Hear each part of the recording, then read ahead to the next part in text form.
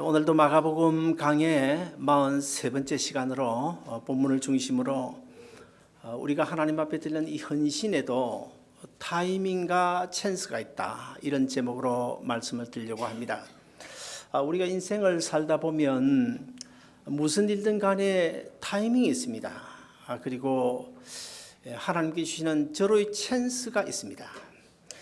그래서 어떤 사람들은 이 타이밍을 놓쳐가지고 하나님께서 주신 절호의 찬스를 그만 살리지 못해가지고 비즈니스도 어려움을 당하고, 또 질병도 타이밍을 놓쳐서 그만 어려움을 당하는 경우도 있습니다.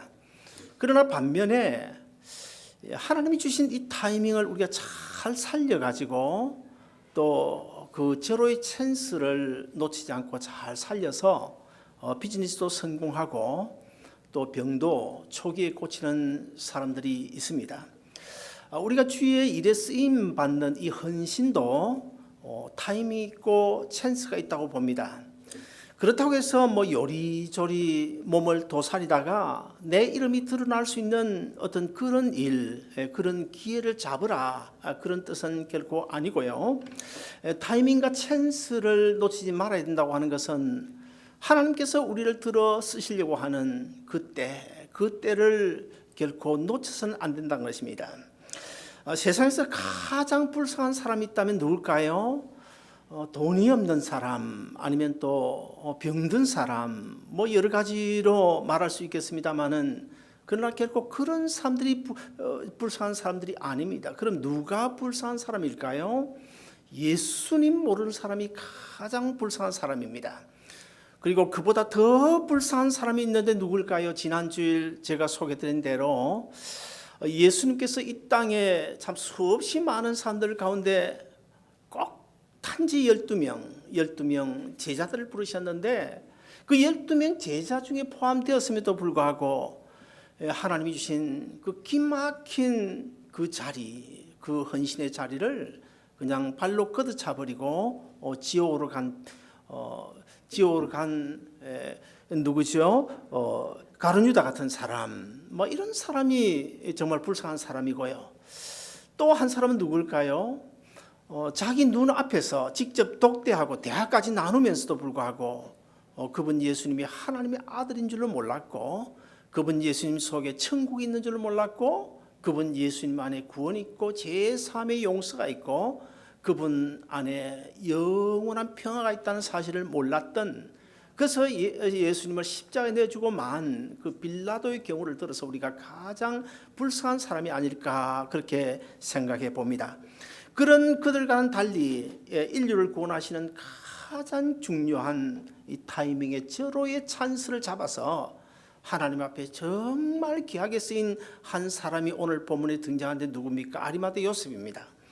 아리마대 요셉은 예루살렘에서 한 20마일 정도 떨어져 있는 아리마대라고 하는 조그만 성읍에 살고 있는, 이 성경을 통해 살펴보면 그는 돈이 많아서 아주 부자였다고 소개를 하고 있어요. 그리고 또 그는 사내들이라고 하는 그 공회, 그러니까 우리나라로 치면 국회의원에 준하는 공회 회원으로 아주 많은 백성들로부터 존경을 받는 사람이었다고 성경은 소개를 하고 있는데, 그뿐만 아닙니다. 오늘 본문 43절에 보시면 이 아리마대 요셉을 가리켜서 하나님의 나라를 기다린 자였다고 소개를 하고 있고, 그리고 또 요한복음 19장에 가서 보면 이 아리마대 요셉을 가리켜서 예수님의 제자였다고 소개를 하고 있습니다.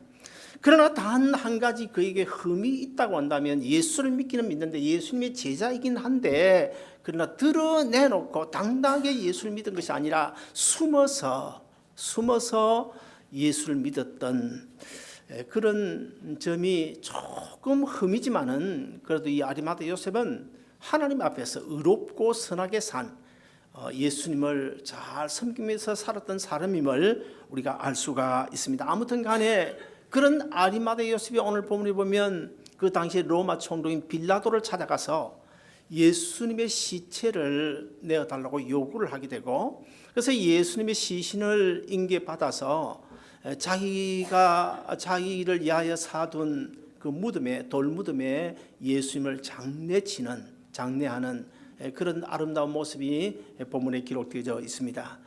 예수님은 금요일, 그러니까 고난 주간인 금요일 오전 9시에 십자가에 달리셨습니다. 십자가 상에서 한 6시간 정도 참 많은 고통을 당하시다가 오후 3시에 마지막으로 이렇게 선언하십니다. 다 이루었다. 무엇을 이루었다는 것일까요?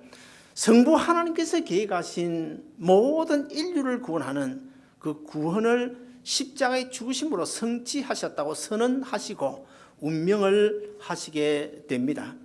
인류 구원이라고 하는 이 구속사의 드라마의 가장 절정인 예수님께서 운명하시는 그 순간 그 자리를 누가 지켜야 할까요? 당연히 12 제자가 지켜야 되지 않겠습니까? 그럼에도 불구하고 12 제자들은 어디론가 하나둘 다 도망가버리고 아무도 없었습니다. 예수님께서 십자가에 달려 운명하시는 그날 인류 구원의 역사가 성취되는 바로 그 시간에 십자가 밑에는 마땅히 있어야 될 예수님의 제자들은 온데간데 없이 다 도망가버리고 막달라 마리아를 비롯해서 여인 몇 사람만 그 십자가 밑을 지키고 있었습니다. 유대 나라는 금요일 오후 6시부터 안식일이 시작이 됩니다. 우리나라는 밤 12시 지나면 이제 새로운 다음 날이 시작됩니다만 유대 나라는 오후 6시부터 다음 날, 그러니까 금요일 오후 6시부터 이제 토요일, 그러니까 안식일이 시작되게 됩니다. 그러므로 이제 오후 3시에 예수님께서 십자가에서 운명하셨으니까 이제 안식일이 시작되는 6시까지에는 그 3시간 동안 누군가 와서 예수님의 시신을 수습해서 장례를 치러야 했습니다.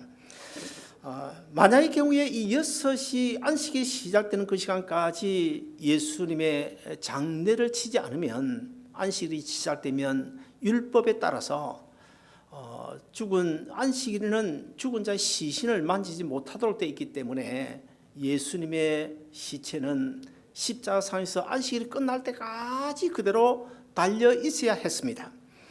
자, 이런 급박한 시대, 급박한 상황 속에 아리마다 요셉이라는 한 사람이 등장을 합니다. 그런데 이 요셉이라는 사람은 어쩌면은 꺼져버린 무대 위에, 불 꺼진 무대 위에 반딧불과 같은 존재가 아니었을까, 그런 생각을 해보고요.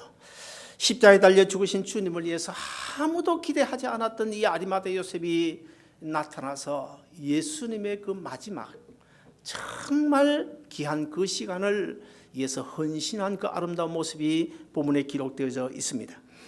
요한복음 19장 38절에 보면 사도 요한이 이렇게 증언하고 있습니다. 아리마다 사람 요셉은 예수의 제자였으나 유대인이 두려워서 그것을 숨기더니, 그래서 무슨 말일까요?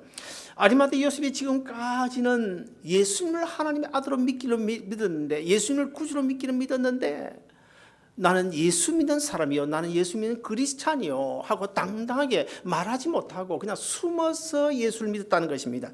왜 그랬을까요?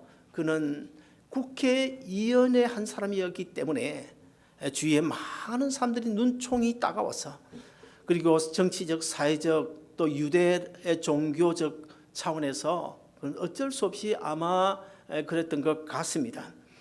아무튼 간에 이 아리마다 요셉만 그래서 그랬을까요? 오늘 우리는 아리마다 요셉과 다를까요? 오늘 우리 가운데도 직장이나 세상 친구들 앞에서 당당하게 나는 그리스찬이라고 밝히지 못하는 사람 아마 들어 있을 것입니다. 그리고 또 식당에 가서 보면요, 식당에 가서 보면 예수 믿는 하나님의 제자요, 또 예수 믿는 그리스찬이라고 한 다음에 당당하게 눈 딱 감고 주위에 사람들이 보든지 말든지 하나님 감사합니다 기도하고 밥을 먹어야 되지 않겠습니까? 그럼에도 불구하고 눈을 감는 둥 마는 둥 그냥 적당하게 슬그머니 지나가고 숟가락 잡는 사람도 있고, 제가 오래된 일입니다만 LA에서 어떤 그 식당에서 제가 한 사람 봤는데, 제가 너무나 잘 아는 어떤 장로님이셨어요. 어느 교회 장로님이셨는데 제가 너무나 잘 아는 분이 있어요. 근데 그날따라 점심시간에 식당에 사람들이 가득 차 있으니까 제가 그 장로님 보고 찾아가서 인사를 하려고 딸막딸막 하는데 그 장로님 눈을 감고 이제 밥이 와서 밥을 먹으려고 하더라. 제가 가만히 쳐다보니까 손을 이마에 얹더니 땀을 닦는 것처럼 쓱 하고는 그냥 숟가락 들고 밥을 먹는 이런 모습. 아마 이제 웃으시는 분은 아마 절대로 그렇지 않을 것 같고 아무튼 이런 것들을 보면 예수 믿기는 믿으면서도 오늘 본문에서 아리마대 요셉처럼 숨어서 예수를 믿는 사람 우리 주위에 아마 들어 있을 것입니다. 아리마대 요셉이 빌라도를 찾아가서 예수님의 시신을 달라고 요청을 하고 있습니다. 오늘 본문 43절에 보시면 아리마대 사람 요셉이 와서 당돌이 빌라도에게 들어가 예수의 시체를 달라고 하니 그 사람은 존경받는 공회원이요. 빌라도를 찾아가서 예수님의 시신을 달라. 아마 이것 결코 쉬운 일이 아닙니다. 그래서 이 오늘 본문을 기록한 마가는 본문에서 그 장면을 그 모습을 이렇게 표현하고 당돌이 빌라도에 나가서 시신을 달라고 요청하니 이렇게 기록하고 있어요. 아리마대 요셉의 입장에서 보면 어쩌면 사내들인 공회에서 국회의원 자리에서 쫓겨날지도 모르는 정치 생명이 걸려있는 어떤 모험일 수도 있을 것입니다. 그러면 아리마대 요셉이 어떻게 그런 용기를 낼 수 있었을까요? 오늘 보면 요한복음 19장 38절 중간에 보면 2일 후에 그래서 2일 후에 이 일이 무슨 뜻일까요? 언제를 말하는 것일까요? 예수님께서 십자가에 달려 죽으신 그 후에 아리마대 요셉의 심경에 변화가 생겼다는 것입니다. 인류의 죄를 한 몸에 짊어지고 고통 가운데 죽어가신 그 예수님을 보니까 도저히 그냥 있을 수가 없다는 것입니다.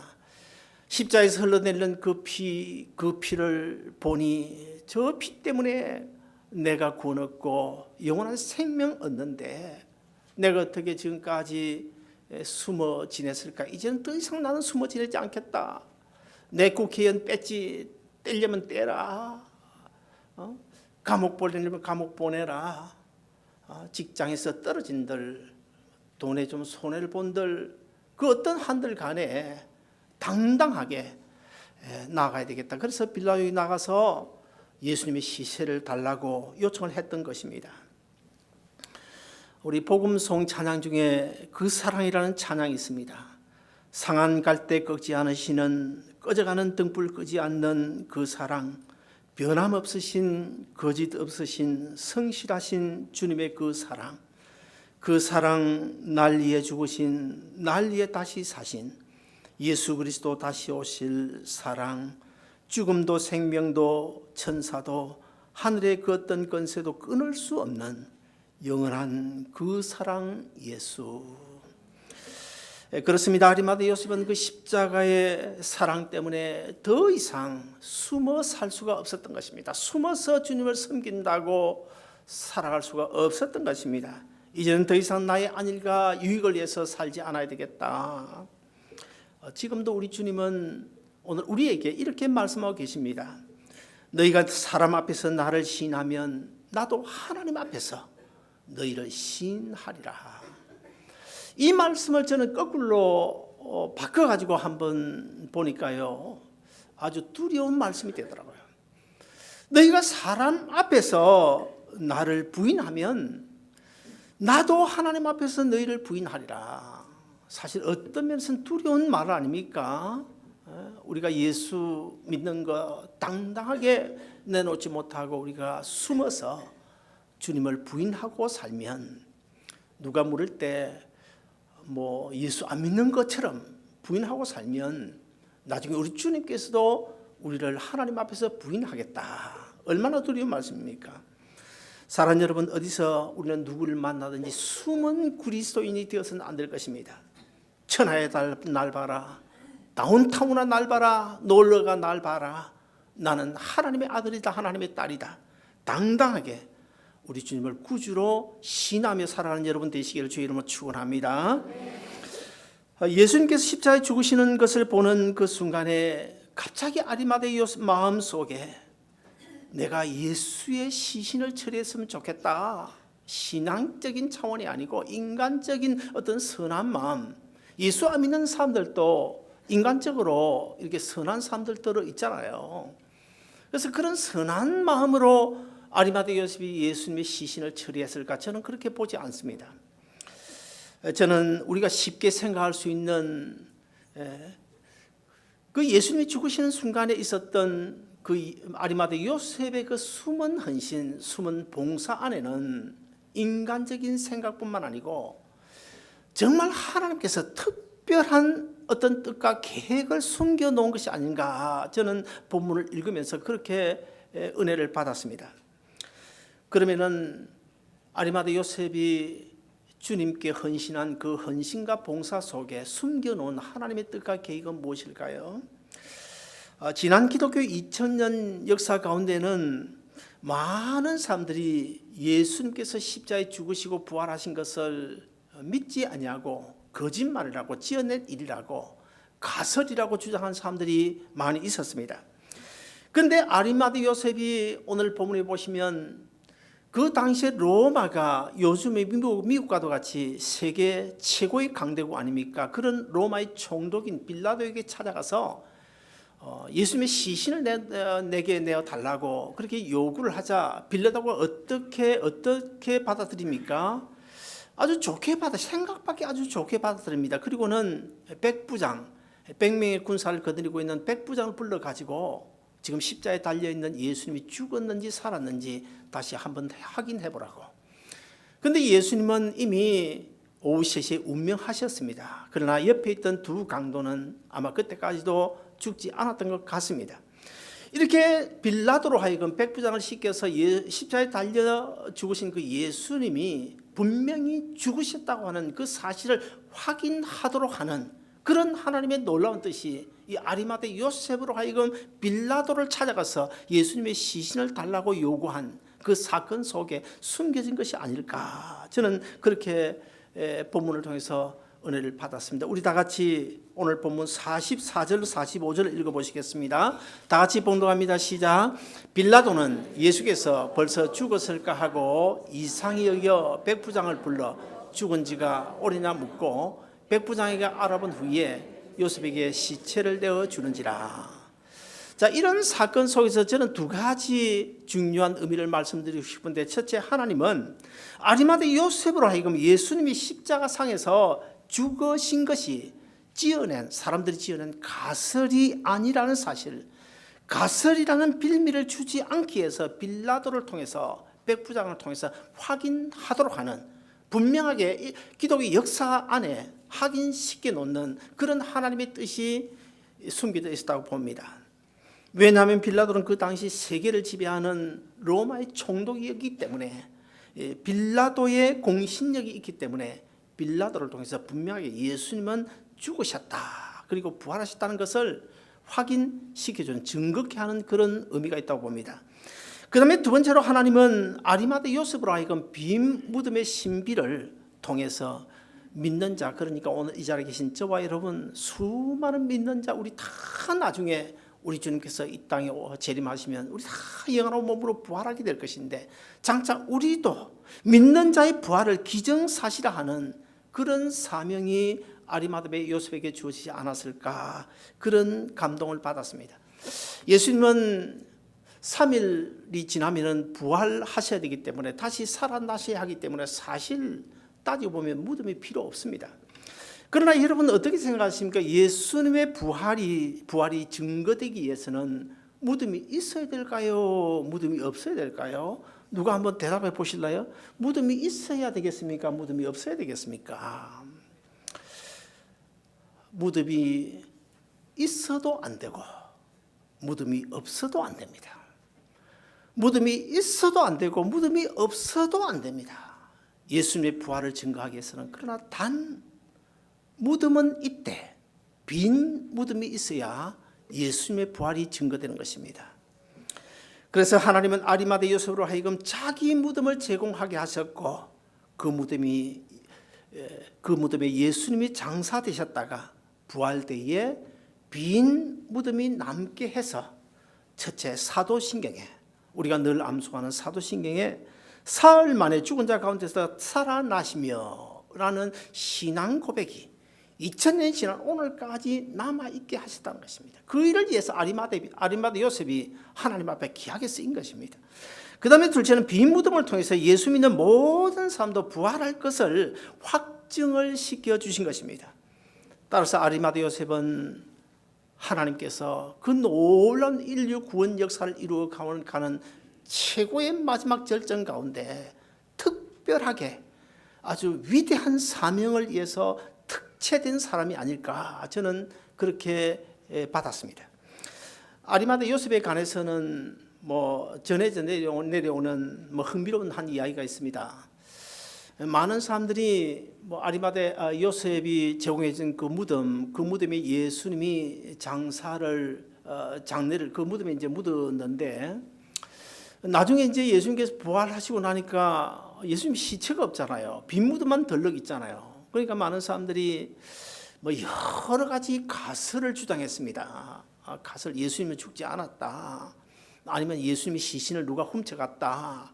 그런데 훔쳐갔다고 하는 그 이의를 제기한 그 이의 속에 누가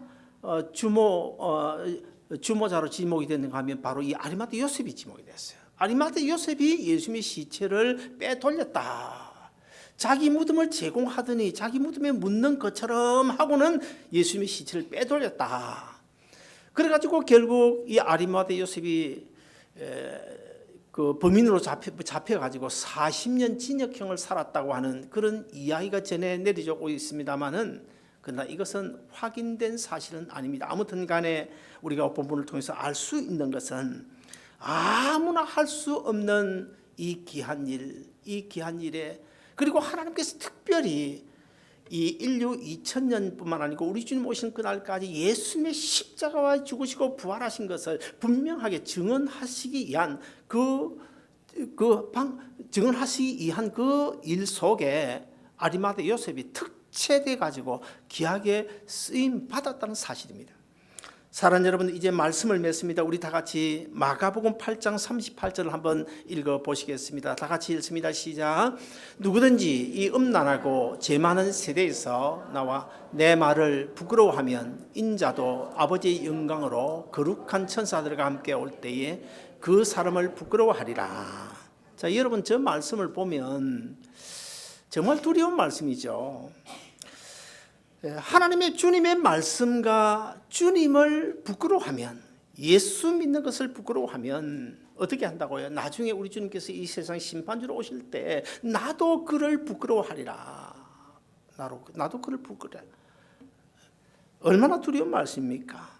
사랑하는 여러분, 우리 모두 주님께서 원하시는 타이밍에 귀하게 쓰임 받을 수 있도록 예수 믿는 것 결코 부끄러워하지 마시고 어디를 가든지요, 누구를 만나든지요. 왜 그렇습니까? 사실 따지고 보면 어떤 병에 걸려가지고 6개월 사형 선고를 받았다, 그런 사람들 보면요, 한 달이라도 더 살기 위해서 얼마나 많은 노력을 합니까? 할 수 있는 방법 다 합니다. 부끄러운 것 없어요. 부끄러운 게 어디 있습니까? 지금 내 남편이 지금 죽어가고 있는데 부끄러운 게 어디 있어요?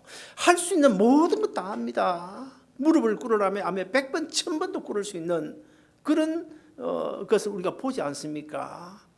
그런데 오늘 우리는 어떻습니까? 우리에게 영원한 생명 주셨어요.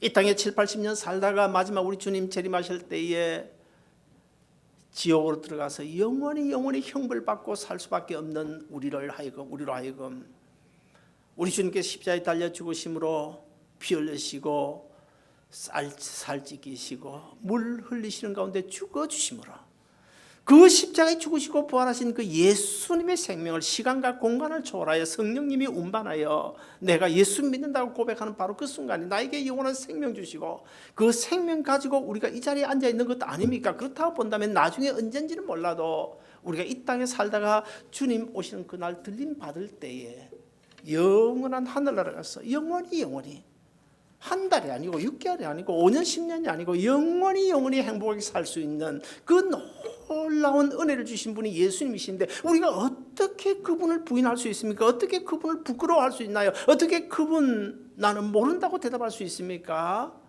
그분의 이름으로 하나님께 기도하는 일에 땀 슬쩍 닦는 것처럼 해가지고 그렇게 밥 먹을 수 있나요?